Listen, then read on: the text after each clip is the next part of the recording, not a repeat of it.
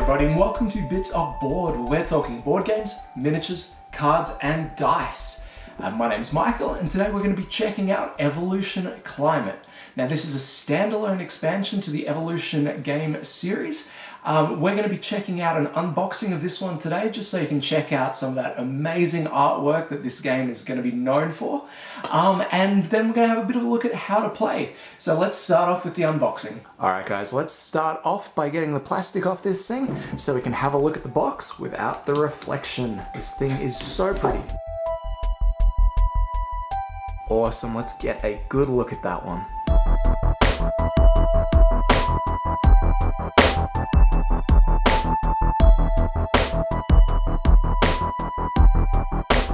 Alright guys, let's have a look inside this one. Alright, starting off with a rule book here. Let's have a flick through. Got a breakdown of some cards. Oh, and yeah, it's a standard rule book with a couple of sketches through there. That's kind of cool. What else have we got? Oh, shiny. More reference material here. Very nice. It's even got some scientific names. Cool. And we've got some tokens here. Okay, looks like we've got the meat on the front, the veggies on the back. Excellent. Much the same. And this would be the main board. Let's have a look at this one all put together.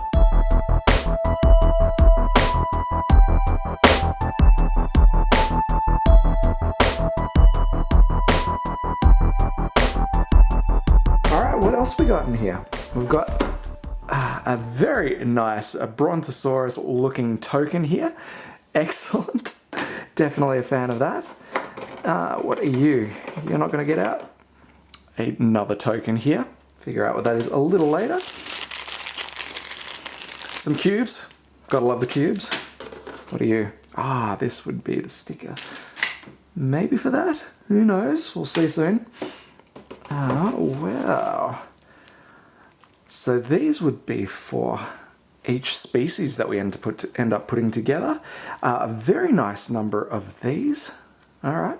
We've got some cards. We've got some pouches here. Beautiful artwork on each of these, it looks like. Look at that. It's adorable.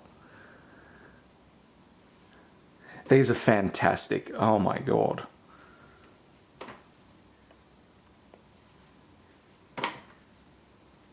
Dude, that is so cool. I love them. All right, what else we got? Cards. Yes. Okay. Let's have I don't know what these are going to be. We've got traits, and more traits, it looks like. Let's have a look at a few of these ones, just so you can see how beautiful this artwork is.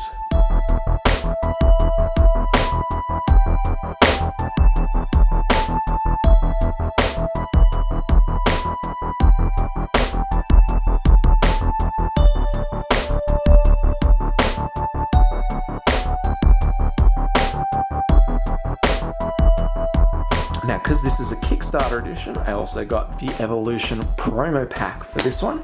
Let's have a look inside. Alright, so we've got some more. Yes, they're trait cards as well. Alright, we've got some more scenario cards here. That's the Darwinian Selection one of the Kickstarter exclusives with it. Let's have a closer look at these ones.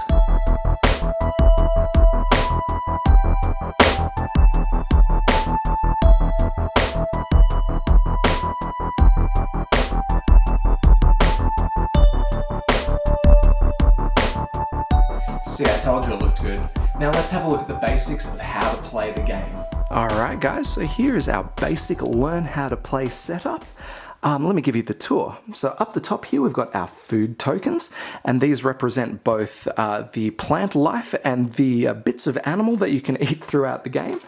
Over here we've got our cubes that we use to place in our population and body size trackers on each species card. Over here we've got our temperature tracker. Throughout the game this is going to move, either things are going to get colder or warmer, and that's used to track it. Now, when we first set up for the game, we actually draw a card from each of the 2 temperature decks here, and we place them in the appropriate spot. So this one is a freezing card, so we place that under the freezing section here. This one is just plain old hot, so we pop that one up there. Should our tracker ever reach the climate zone that has one of these cards, we resolve the card instead. What else we got? We've got a nice little bag here that is used to store all the food that your species eat throughout the game. They're racked up for points at the end of the game. Over here we've got our species board, which tracks population, body size, and it also keeps track of how much food you've eaten in each round. Over here we've got the trait deck, which we draw upon every turn, and then finally we've got more species boards over there. So there are 5 phases in the game. First is the dealing cards phase. That starts off with if anyone doesn't actually have a species board in front of them, they get one now, and then they draw 4 cards, plus 1 for every species board they have in front of them. Who shuffled this?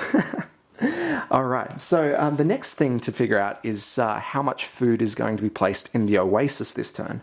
There's a couple of things to think about here. First off, in the bottom right hand corner there is a number in the leaf, and that determines what your contribution to the oasis is. So this one would include 5, 4 and 3. This one here would chuck 8 in, which is huge, and this one here would chuck 5. So say I'm probably not going to use all these hard shells. I could place that in, or better yet, let's put in defensive herding here. So not only does this add 8 food into the oasis, but it also influences the temperature track by putting 2 cold symbols on there. Now this is played face down. All players would do the same thing, and then a little bit later on in the game we flip them over, add the food into the oasis, and then whichever has the most symbols, whether it's cold or warm, we adjust the temperature accordingly. The next phase is to play cards. Now players, you can use your cards in a variety of ways. There's actually 3 different ways you can use them. First off, you could discard one of your cards to grab a new species track. You could load that up with your little the cubes here and have a completely separate species to be able to run through the game. That's good. Might not be a great idea early on, but yeah, we'll see what else we got. The other thing we can do is actually play one of the traits on one of our existing species. So I'm thinking the long neck one, this one here, before the food cards are revealed, take 1 plant food from the food bank. So this guy is going to eat pretty well straight away. So I'm thinking that's going to be the trait for him. You place that face down next to your species card, or above it, depending on what sort of space you've got going on. So you can do as many things as you want as long as you've got the cards to spend.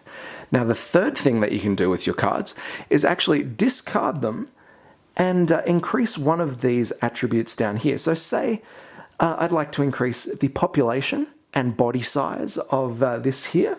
I discard those 2 cards from the game and then increase them up 1 notch, which is excellent. Now, I'm going to hold on to this one. I don't particularly like the card, but I'm going to hold on to it because that's the end of my turn. And now I get to, if I want to, discard a card to replace. So I'm just going to do that. Sweet, I got horns. Very happy. Now, at this point, all other players would get a chance to do the same thing with their species. They don't know what I've done with mine. They can tell that I've boosted my population and body size. That's cool, but they don't know my little hidden trick here. At the end of the play cards phase, we flip it over so all players can see what we've done. Next up, we modify the environment, which is by flipping these food cards that we've placed up here. This one adds 8 different food tokens into the middle here. I might just chuck them in and we can all pretend they're, vegetation ones. Excellent. And then we count up the number of symbols that we've got on the card. This one has 2 cold one. Obviously I'm the only player, so I've influenced things to get a little bit cooler. We pop that one over there. Actually, I did just talk about it, but with this long neck trait here, because it's a green card, they actually fire before we flip this card here. So this one, obviously, I get to take one of the food cards, food tokens, and pop him on my board.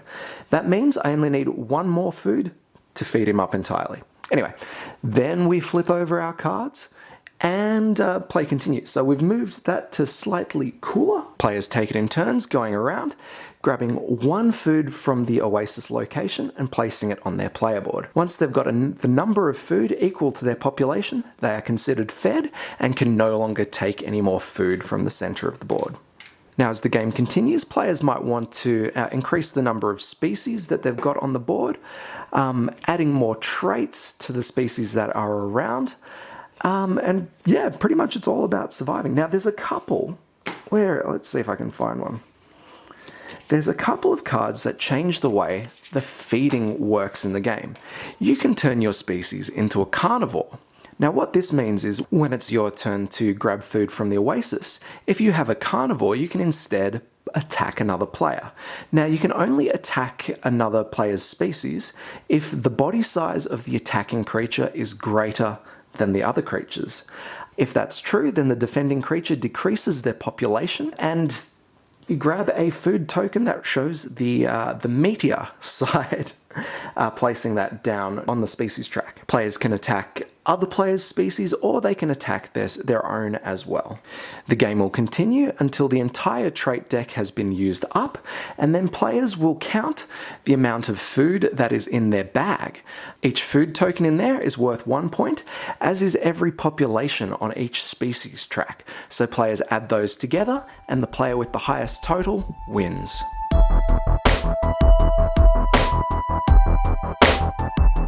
All in all, I think this is one of the standout games of the year. Fantastic theme, really good solid gameplay, and it's got enough for everyone. You don't have to be a crazy strategic player to enjoy this game. The only necessity in this game is, I think, maybe once upon a time in your life you were into dinosaurs. That's it, it certainly helps. Now, while we tend to be all about the gameplay of these things, honestly, the component quality is one of the big drawing factors of this game. From the thick chits to the beautifully printed food sacks, for whatever you want to call them. The first player token of the Brontosaurus, the beautiful game board. It's really got a lot going on. And all this just adds to the gameplay itself. It really helps create this visual world on your gaming table.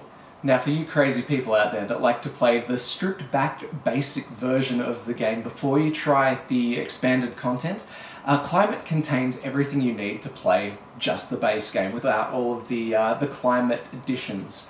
You've just got to ignore a couple of bits and pieces on the cards, maybe ignore some of the stuff on the board, but really the base game is in there. But I really like all the extra strategic things that Climate brings to the table.